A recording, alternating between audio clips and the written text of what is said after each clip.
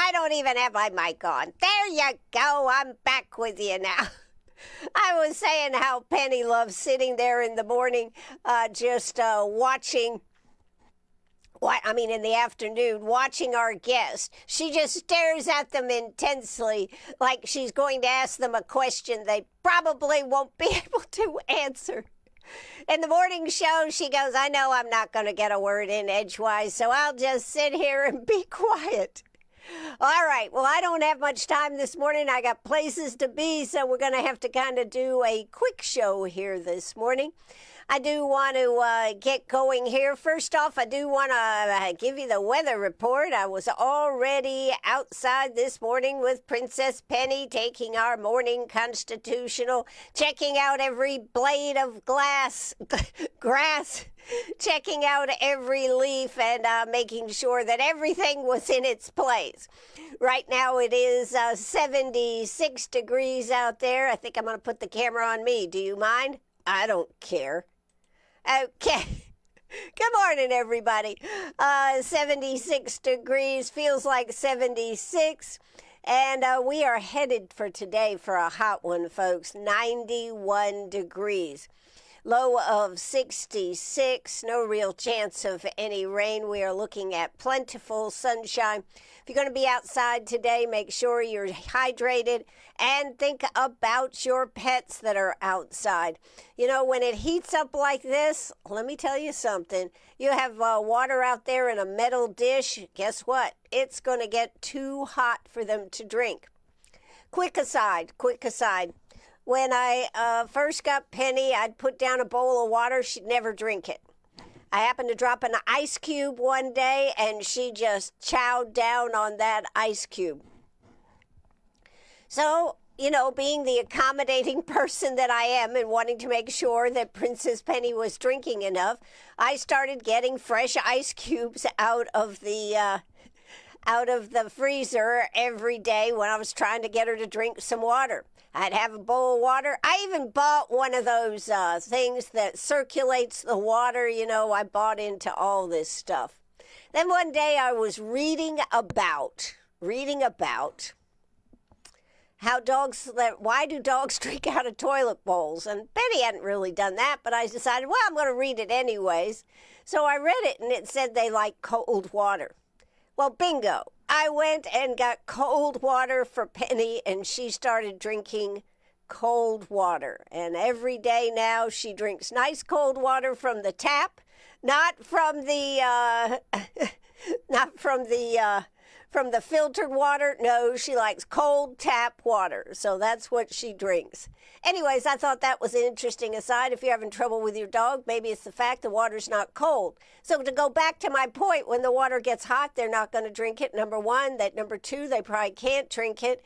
Putting a frozen bottle, drink bottle in their water might help. Finding a cooler place for them to be, replacing their water several times during the day. But that's something to think about. So metal dishes and hot summer days do not go together. That's my drift. All right. So the weather, we're going to have hot weather today. Let's just double check real quick and see what we have. Tomorrow, Thursday, going to be a high of 88, low of 67. Friday, a high of 79, low of 64. Looks like we do have the potential for some showers on Friday. Saturday, of course, Friday evening, I guess the Catfish Festival starts. So that's going to be a lot of fun for a lot of people. Where shoals will be shining for sure over there. Saturday comes in with a high of 77, a low of 64, about a 50% chance of rain, and so is Sunday. So my point is, if you're going to do some planting or some garden stuff, might not be bad to have that work done so you can take advantage of some good old-fashioned rain. Hope it's not going to rain. Maybe we'll just have intermittent showers, but there is about a 50% chance of showers this weekend. All right, so now, in this short time that I have to talk this morning, I want to talk about the cost of waiting. Yes, the cost of waiting. First off, I want to mention I had an absolutely fun, exciting, great interview with Chef Brandon Vele, who was just a delight to sit down and talk to us. He'd been up here. He owns the restaurant Juniper down there in Ridge Springs, and it's about an hour away from here, and I plan to make the trip down there and just go check it out. But he is... He always wanted to be a police officer. He was wanted to work with the state troopers. He went in the Marines. I asked him, why'd you go in the Marines? He goes, he likes the uniform. Why do you want to be a state trooper? He liked the uniform. So today he's a chef, and guess what? He likes the uniform. Anyways, it was a really fun, delightful. You'll learn a lot about it. He is the one that actually started or proposed the Chef Ambassador program to then Governor Nikki Haley. So if you want something entertaining and light, go ahead and check that interview out. It is on our Facebook page, WCRS Radio. We then followed that up with an interview with Rick Shealy, who is a candidate in District 14 over there in Lawrence, and talked a lot about his philosophies and whatnot. So that's just a little bit, but for a fun, light interview, check out Chef Brandon Vele, and that'll make you smile. It's a good story.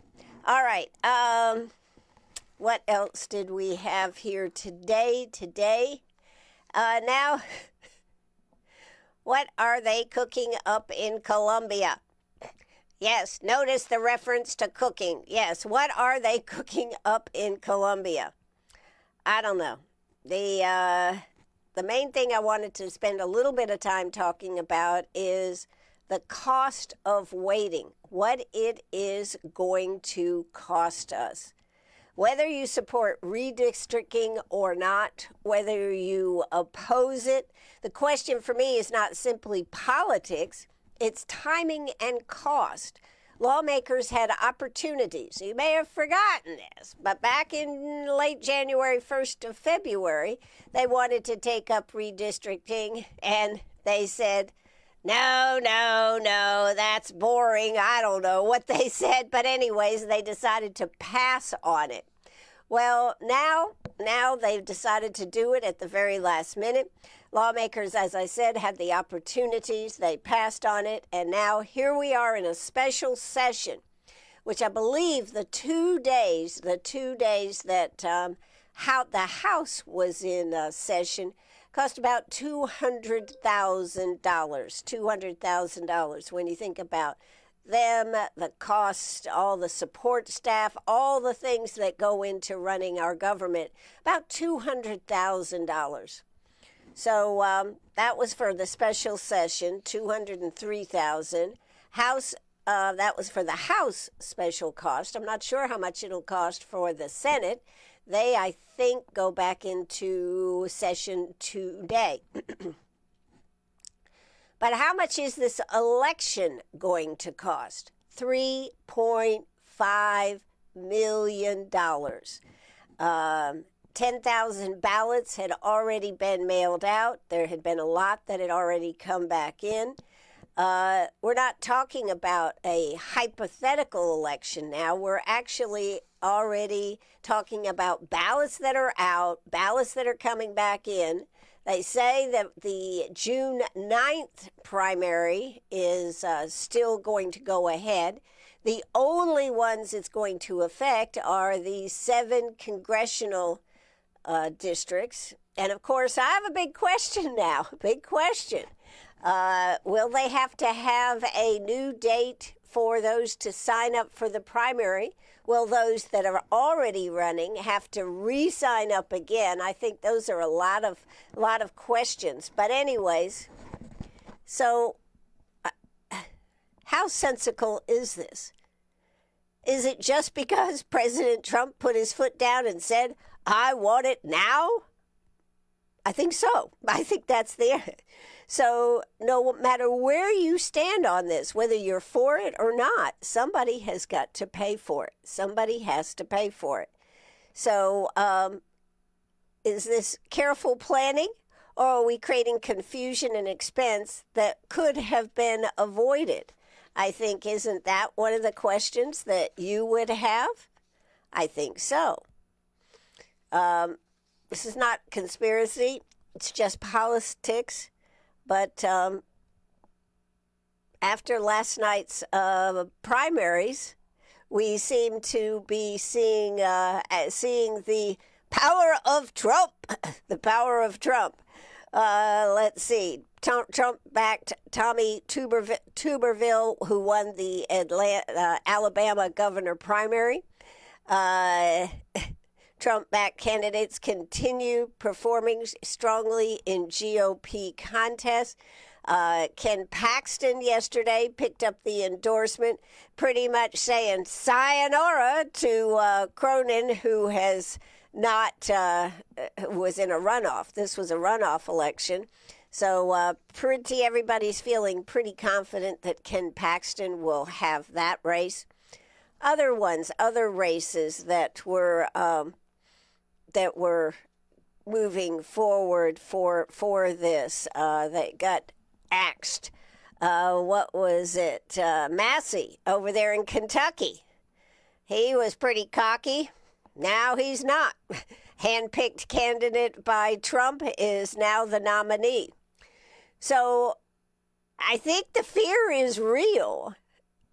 But are we doing what's best for our state at this moment? And I think it's going to be most interesting to see how strongly the Senate takes up and has really no discussion about how the districts are drawn. It's just, okay, we got to get this done. Boom.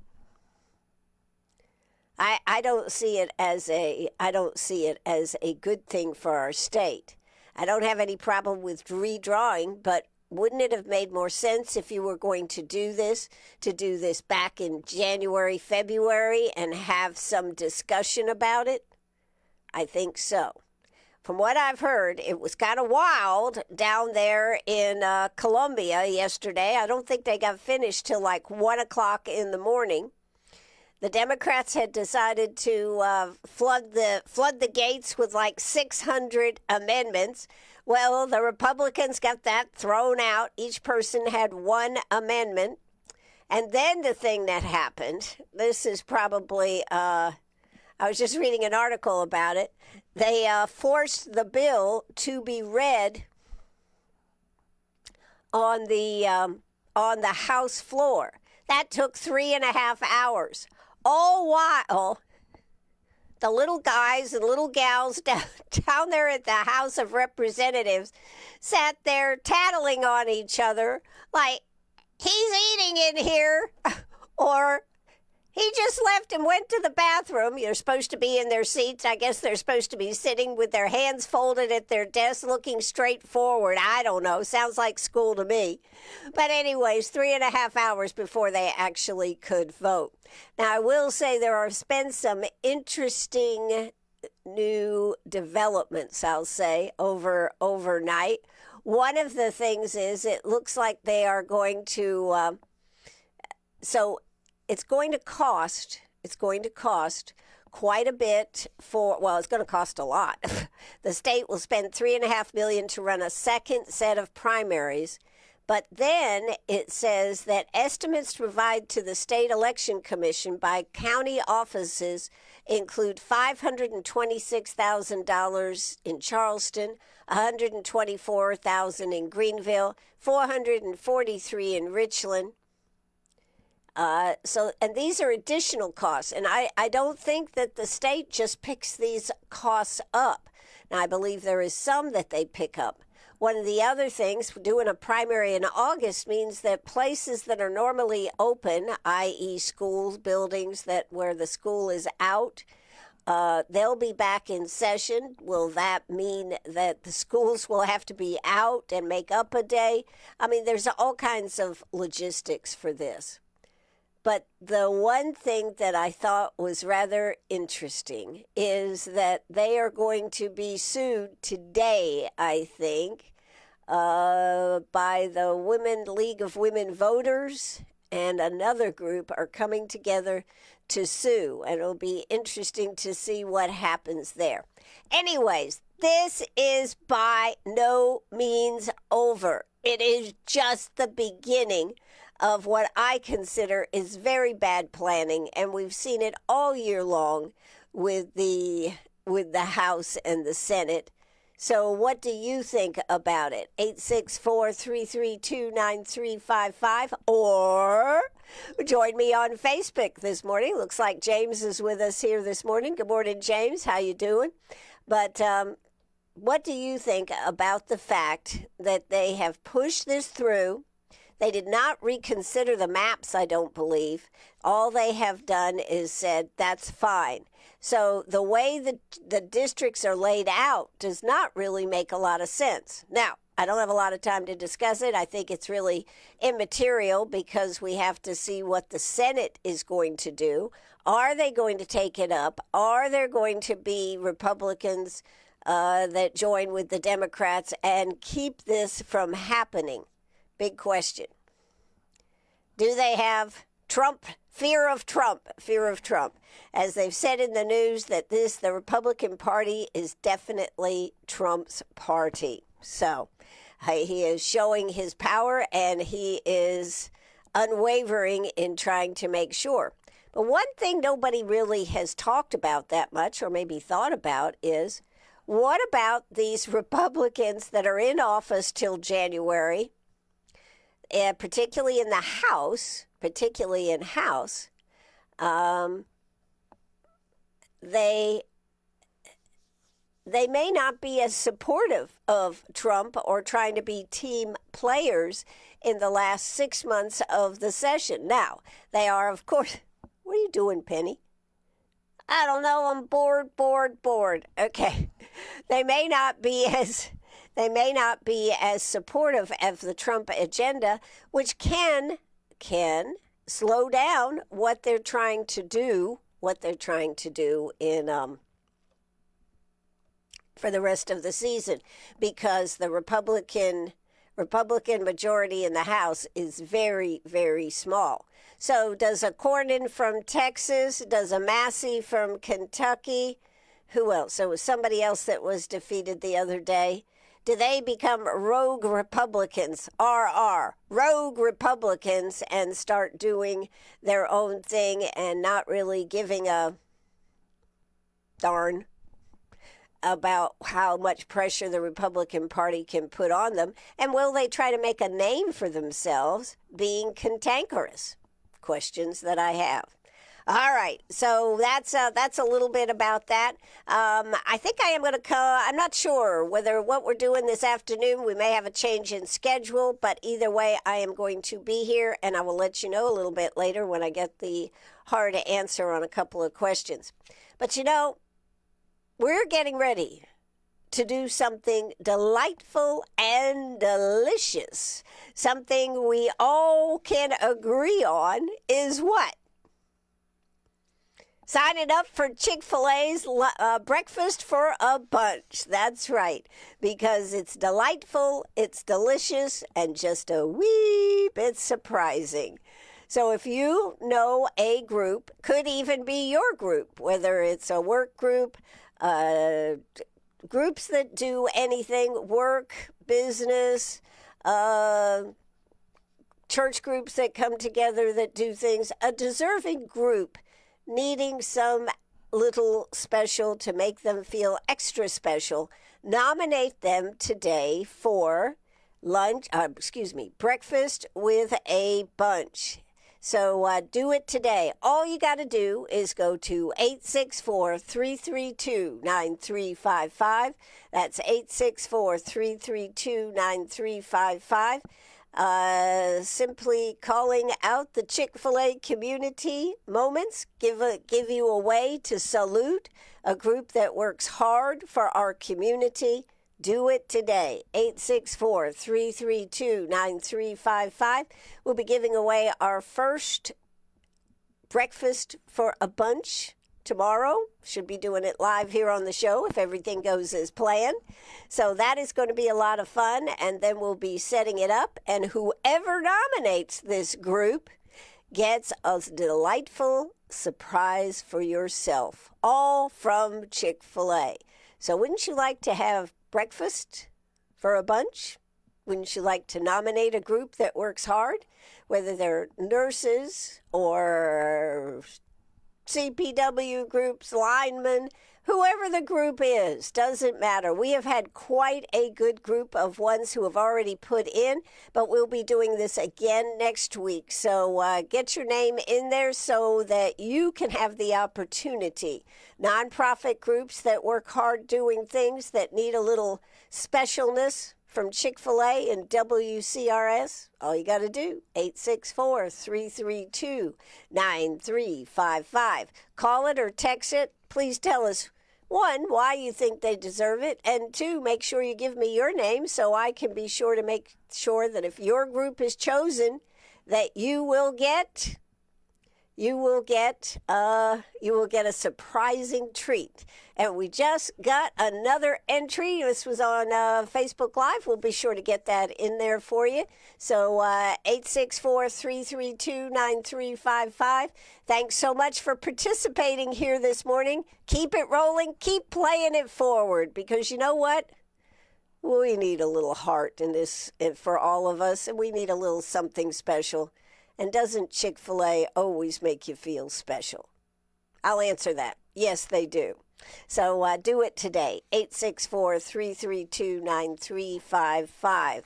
All right, moving right along. We've talked about that. Breakfast for a bunch. We've talked about that. I am excited about this one. I love being able to do special things, and I'm so happy that Chick-fil-A had come on and said, let's do something special. And so that's what they are doing.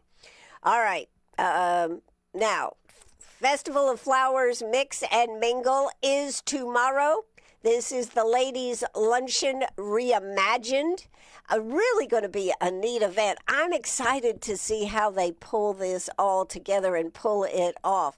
It is going to be in Uptown Greenwood. You start off at the courtyard with mimosas at 11:30 tomorrow morning. From there, you go to the Art Center, where they're going to have a smorgasbord of heavy hors d'oeuvres, so you can have whatever you'd like. You can munch and graze and have your fill.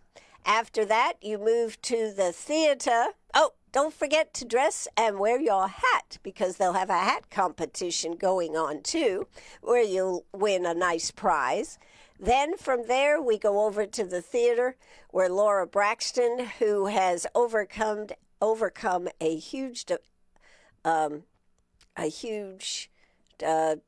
mountain to climb. She's made it into, she calls it From Grits to Gratitude, and talks about that. I think that's something we all could use.